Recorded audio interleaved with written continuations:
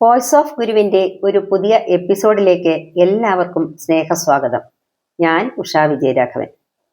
ഓം ശ്രീനാരായണ പരമഗുരവേ നമ. ഓം ശ്രീ ശരതാംബയേ നമ. ആചാര്യപാദങ്ങളിൽ പ്രണാമം. ഭഗവാന്റെ ഈ അമൃതവാണികൾ ശ്രവിക്കുവാൻ ഭാഗ്യം ലഭിച്ച എല്ലാ സുഹൃത്തുക്കൾക്കും എൻ്റെ വിനീത നമസ്കാരം. ഗുരുസാഗരം മാസിക മുന്നോട്ട് വയ്ക്കുന്ന ആശയ നിലപാടുകളാണ് ഓരോ ലക്കവും പുറത്തിറങ്ങുന്ന മാസികകൾ.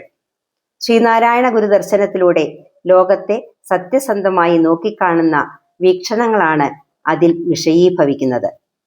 ഗുരുവിന്റെ മാർഗത്തിൽ നിലയുറപ്പിച്ചുകൊണ്ട് നടത്തുന്ന അഭിപ്രായ പ്രകടനങ്ങളാണ് ഗുരുസാഗരം പങ്ക്തികൾ. അഗാധവും തീവ്രവും ശാന്തവും ലളിതവും ദീപ്തവും സുതാര്യവുമായ ഗുരുസാഗരത്തിലെ ഓരോ പങ്ക്തികളും ശ്രദ്ധയോടെ വായിച്ചു തീരുമ്പോൾ നാം ഗുരുദർശനത്തിന്റെ ആഴങ്ങൾ അറിയുന്നു. കൂടാതെ ഗുരുദർശനം നമ്മുടെ രക്തത്തിൽ ആധ്യാത്മിക സംസ്കാരമായി മാറുന്നു. അങ്ങനെ ഗുരുവിന്റെ അക്ഷയമായ കാരുണ്യവും അപാരമായ സ്നേഹവും നമ്മുടെ ഹൃദയങ്ങളിലേക്ക് ഒഴുകിയെത്തുന്നു. ഗുരുസാഗരം മാസിക വായിക്കാനും വരിക്കാരാകാനും 6282319294 എന്ന നമ്പറിൽ അഡ്രസ് അയച്ചു തരിക. 8078188858 എന്ന നമ്പറിൽ 600 രൂപ GP ചെയ്താൽ ഒരു വർഷത്തേക്ക് മാസിക തപാലിൽ ലഭിക്കുന്നതാണ്. മാസിക ഇപ്പോൾ ഓൺലൈനായും വായിക്കാവുന്നതാണ്. www.guruSagaram.com എന്ന വെബ്സൈറ്റിൽ ഡിജിറ്റൽ വായന ആസ്വദിക്കാവുന്നതാണ്. ഗുരുസാഗരം ആധ്യാത്മിക കുടുംബ മാസികയിലെ പങ്ക്തികളെ പരിചയപ്പെടുത്തുകയാണ് വോയിസ് ഓഫ് ഗുരു എന്ന ഈ ചാനൽ. ഓരോ ആഴ്ചയും ഓരോ പങ്ക്തികളെ ഞങ്ങളിവിടെ നിങ്ങൾക്കായി വായിച്ചു കേൾപ്പിക്കുന്നു. ഇനി ഇന്നത്തെ വിഷയം എന്താണെന്ന് നോക്കാം. 2021 ജൂൺ മാസം ഗുരുസാഗരം മാസികയുടെ ചീഫ് എഡിറ്ററും ശ്രീനാരായണ ഗുരു വിദ്യാപീഠം ആചാര്യനുമായ ശ്രീ സജീവ് കൃഷ്ണൻ സാർ എഴുതിയ കവർ സ്റ്റോറിയായ വാരണപ്പള്ളിയുടെ ചരിത്രം തേടുമ്പോൾ എന്ന ലേഖനമാണ് ഇന്ന് വായനയ്ക്കായി എടുക്കുന്നത്. വാരണപ്പള്ളിയുടെ ചരിത്രം തേടുമ്പോൾ എന്ന ലേഖനം. വാരണപ്പള്ളി തറവാടിന്റെ ഉത്ഭവം, പഴക്കം എന്നിവയ്ക്ക് കൃത്യമായ ചരിത്രരേഖകൾ ഇല്ലെങ്കിലും പാരമ്പര്യ വിശ്വാസവും കേട്ടുകേൾവിയും തറവാട്ടുവളപ്പിലെ ഏറ്റവും പഴക്കം ചെന്ന വൃക്ഷങ്ങളുടെ പ്രായം സസ്യശാസ്ത്രജ്ഞന്മാർ കണക്കാക്കിയിട്ടുള്ളതും വെച്ച് നോക്കിയാൽ 1600 AD മധ്യകാലമാണെന്ന് പറയാം. ഇത് സംബന്ധിച്ച് ഗവേഷണ നിപുണനും ചരിത്രകാരനും മഹാകവിയുമായിരുന്ന ഉള്ളൂർ S. പരമേശ്വരയ്യർ ഇങ്ങനെ രേഖപ്പെടുത്തുന്നു. മധ്യ തിരുവിതാംകൂറിൽ പ്രധാനവും പ്രസിദ്ധവുമായ വാരണപ്പള്ളി എന്നൊരു ഈഴവ കുടുംബമുണ്ട്. കരുനാഗപ്പള്ളി കൃഷ്ണപുരത്ത് ഓച്ചിറ ക്ഷേത്രത്തിന് സമീപമുള്ള ആനയടി എന്ന തറവാടാണ് ആ കുടുംബത്തിന് കൂടസ്ഥമായിട്ടുള്ളത്. അതിൽ നിന്ന് കരുനാഗപ്പള്ളി പുതുപ്പള്ളിയിലും കാർത്തികപ്പള്ളി മുതുകുളത്തും വാരണപ്പള്ളി എന്ന പേരിൽ 2 ശാഖകൾ അങ്കുരിച്ചു. കാരണവർ ഭരണം. ആനയടിയിലെയും മുതുകുളം വാരണപ്പള്ളിയിലെയും തറവാട്ടു സ്വത്തുകൾ ഒരേ കാരണവന്റെ ഭരണത്തിൽ കീഴിലായിരുന്നു. പെരുമഴക്കാലങ്ങളിൽ കാറും കോളുമുള്ളപ്പോൾ കായംകുളം കായൽ പ്രക്ഷുബ്ധമാകും. അപ്പോൾ കായൽ യാത്ര ദുഷ്കരമായതിനാൽ അത്തരം അവസരങ്ങളിൽ കാരണവർക്ക് തങ്ങാൻ നിർമ്മിച്ച താൽക്കാലിക വസതിയായിരുന്നു പുതുപ്പള്ളിയിലെ വാരണപ്പള്ളി. അത് പിൽക്കാലത്ത് വളർന്ന് പ്രശസ്തമായ വാരണപ്പള്ളി തറവാടായി തീർന്നു.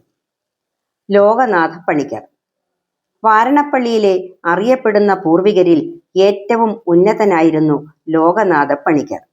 ഇദ്ദേഹം ഏതാണ്ട് AD 1696 കായംകുളം രാജാവിന്റെ സേനാനായകരിൽ ഒരുവനായിരുന്നു. കുടുംബസ്ഥാപകനായ ലോകനാഥ പണിക്കരും അദ്ദേഹത്തിന്റെ അനുയായികളും വാരണപ്പള്ളി കുടുംബത്തെ പ്രശസ്തിയിലേക്ക് ഉയർത്തി.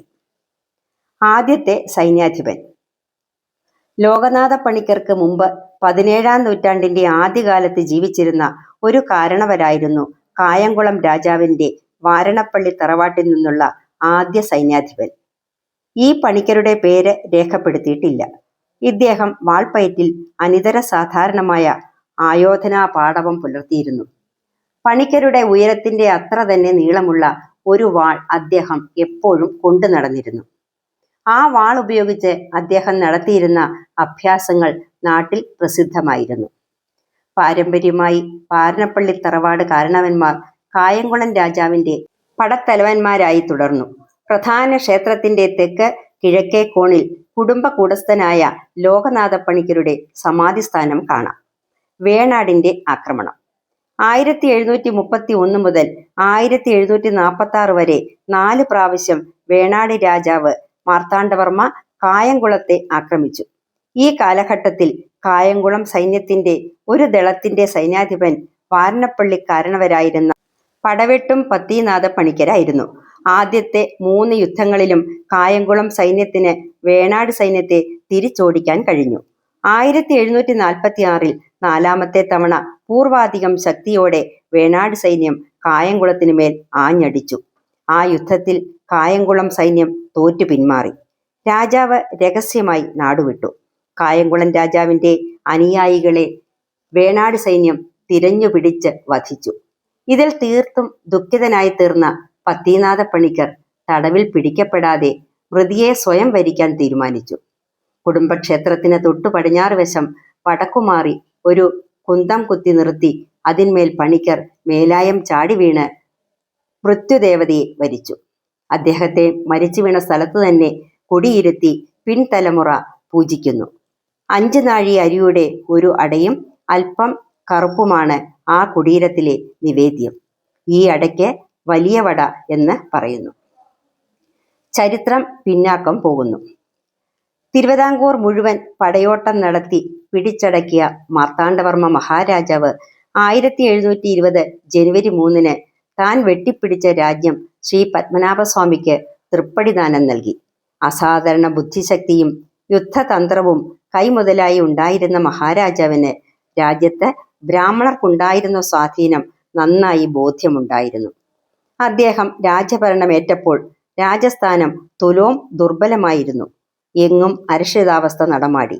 രാജ്യത്തെ ശക്തമായ അധികാര കേന്ദ്രം ബ്രാഹ്മണ ആധിപത്യത്തിലുള്ള ശ്രീ പത്മനാഭസ്വാമി ക്ഷേത്ര സമിതിയും 8 യോഗം എന്ന പേരിൽ അവർക്ക് വേണ്ടി ആയുധമേന്തിയ 8 വീട്ടിൽ പിള്ളമാരുടേതുമായിരുന്നു. വേണാട്ടിൽ 1050 ശ്രീ പത്മനാഭസ്വാമി ക്ഷേത്രം കേന്ദ്രീകൃതമായി 8 യോഗം സ്ഥാപിതമാകുന്നത്. 7 പോറ്റിമാരും ഒരു പുഷ്പാഞ്ജലി സ്വാമിയും രാജാവും ചേർന്ന ഭരണസമിതിയായിരുന്നു അത്. രാജാവിന് പകുതി വോട്ടിന്റെ അവകാശം മാത്രമേ ഉണ്ടായിരുന്നുള്ളൂ. യോഗത്തിന്റെ തീരുമാനങ്ങൾ നടപ്പാക്കേണ്ട ഉത്തരവാദിത്വം 8 വീട്ടിൽ പിള്ളമാർക്കായിരുന്നു. യോഗം ചേരുന്നത് പുഷ്പാഞ്ജലി സ്വാമിയാർ താമസിക്കുന്ന സ്ഥലത്തായിരുന്നു.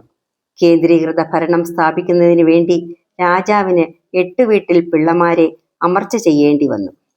എന്നാൽ അധികാരം നിലനിർത്തുന്നതിന് ക്ഷേത്രയോഗത്തിന്റെ പിന്തുണ ലഭിക്കുന്ന നയമാണ് മഹാരാജാവ് പിന്തുടർന്നത്.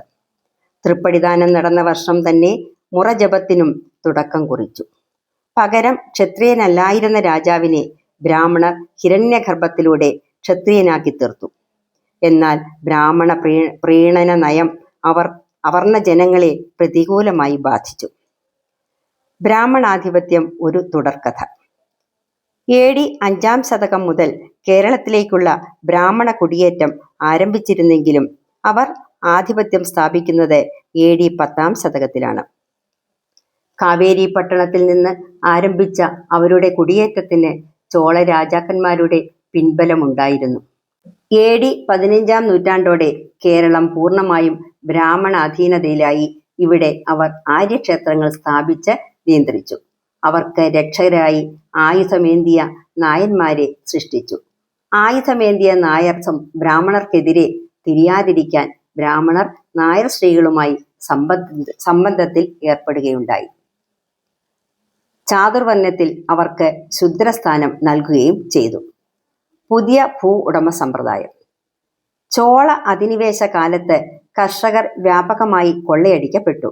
എന്നാൽ ക്ഷേത്രഭൂമിയും ബ്രാഹ്മണരുടെ സ്വത്തുക്കളും സംരക്ഷിക്കപ്പെട്ടു. രക്ഷയ്ക്ക് വേണ്ടി കർഷകർ തങ്ങളുടെ കൃഷിഭൂമി ബ്രാഹ്മണ ക്ഷേത്രങ്ങൾക്ക് ദാനം നൽകി. ഇത്തരം ക്ഷേത്രങ്ങളുടെയും ക്ഷേത്ര സമ്പത്തുകളുടെയും ഒരു സംവിധാനം നിലവിൽ വന്നു. ഊരാള സമിതി. കൊള്ളയിൽ നിന്ന് രക്ഷപ്പെടാൻ വേണ്ടി ക്ഷേത്രത്തിന് ദാനം നൽകിയ ഭൂമി ഉടമസ്ഥാവകാശമില്ലാതെ കൃഷി നടത്താൻ അവർക്ക് തന്നെ തിരികെ നൽകപ്പെട്ടു. അത്തരം കർഷകരെ കാരാളർ എന്ന് വിളിക്കപ്പെട്ടു. ബ്രാഹ്മണർ ക്ഷേത്രഭൂമി സ്വന്തമാക്കാതിരിക്കാനും കാരാളരുടെ അവകാശങ്ങൾ കവർന്നെടുക്കാതിരിക്കാനും ആദ്യകാലങ്ങളിൽ സംവിധാനം ഉണ്ടായിരുന്നു. എന്നാൽ കാലക്രമത്തിൽ ബ്രാഹ്മണന്റെ ഭൂമിയിന്മേലുള്ള അവകാശം കൃഷിക്കാരന്റെ അവസ്ഥയെ വിഴുങ്ങുകയും അവർ ഭൂസുരന്മാരാണെന്ന് അവകാശപ്പെടുകയും ചെയ്തു. യാഥാർത്ഥ്യ ബോധമില്ലാതിരുന്ന ബ്രിട്ടീഷുകാർ പിൽക്കാലത്ത് ബ്രാഹ്മണരുടെ ഉടമസ്ഥാവകാശം അനുവദിച്ചു കൊടുത്തതോടെ കൃഷിക്കാരൻ ഭൂമിയില്ലാത്തവനായി തീരുകയും ബ്രാഹ്മണൻ കൃഷിക്കാരനെ ഒഴിപ്പിക്കാൻ അവകാശമുള്ള ജന്മിയായി തീരുകയും ചെയ്തു. അനൗപചാരിക വിദ്യാലയം. സർക്കാർ നടത്തുന്ന ഔപചാരിക വിദ്യാലയങ്ങളിൽ അന്ന് അവർണ വിദ്യാർത്ഥികൾക്ക് പ്രവേശനം ലഭിച്ചിരുന്നില്ല. വിദ്യയുടെ മഹത്വം മനസ്സിലാക്കിയ വാരണപ്പള്ളിയിലെ കൃഷ്ണപ്പണിക്കർ എന്ന കാരണവർ തൻ്റെ ഗുരുനാഥൻ കുമ്മമ്പള്ളി രാമൻപിള്ള ആശാനുമായി ഉണ്ടാക്കിയ ധാരണയനുസരിച്ച് അവർണ വിദ്യാർത്ഥികളെ ആശാൻ പഠിപ്പിക്കാമെന്ന് ഏൽക്കുകയും അവർക്ക് സൗജന്യ ഭക്ഷണവും താമസവും പണിക്കർ ഉറപ്പാക്കുകയും ചെയ്തു. ഇത്തരം ഏക ഗുരുക്കന്മാരാൽ നടത്തപ്പെട്ട വിദ്യാലയങ്ങൾ കേരളത്തിൽ ഉടനീളം അക്കാലത്ത് നിലനിന്നിരുന്നു. അത്തരം വിദ്യാലയങ്ങൾ ഗുരുക്കന്മാരുടെ പേരിൽ അറിയപ്പെട്ടിരുന്നു.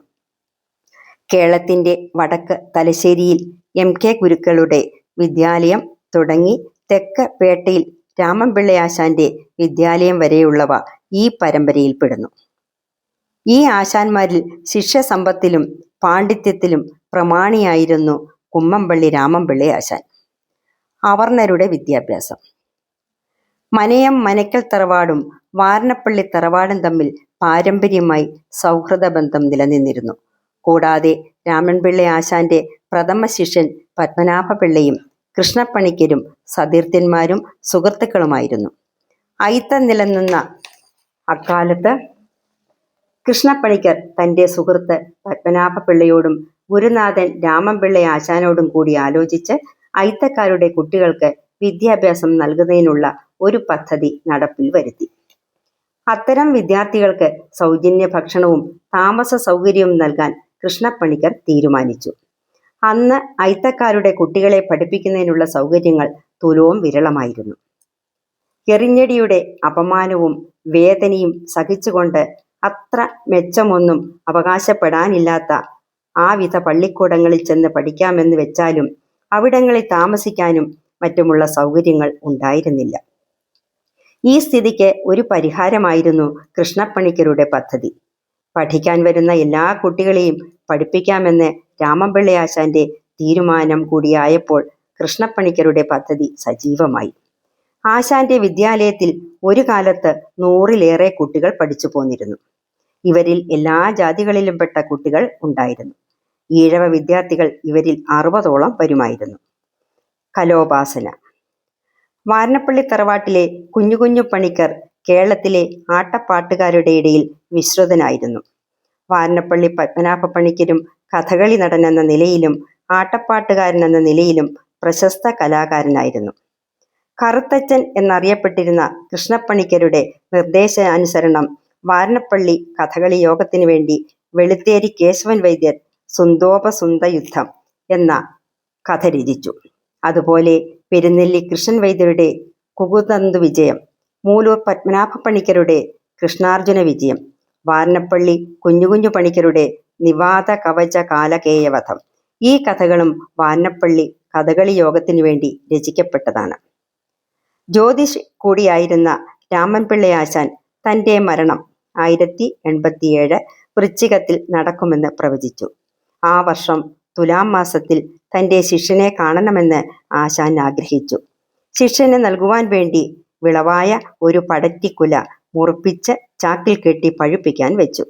അതിൻ്റെ 3-ാം നാൾ നാരായണഗുരു തൃപ്പാദങ്ങൾ പടിഞ്ഞാറ് ജലമാർഗം വാരണപ്പള്ളി കടത്തിറങ്ങി.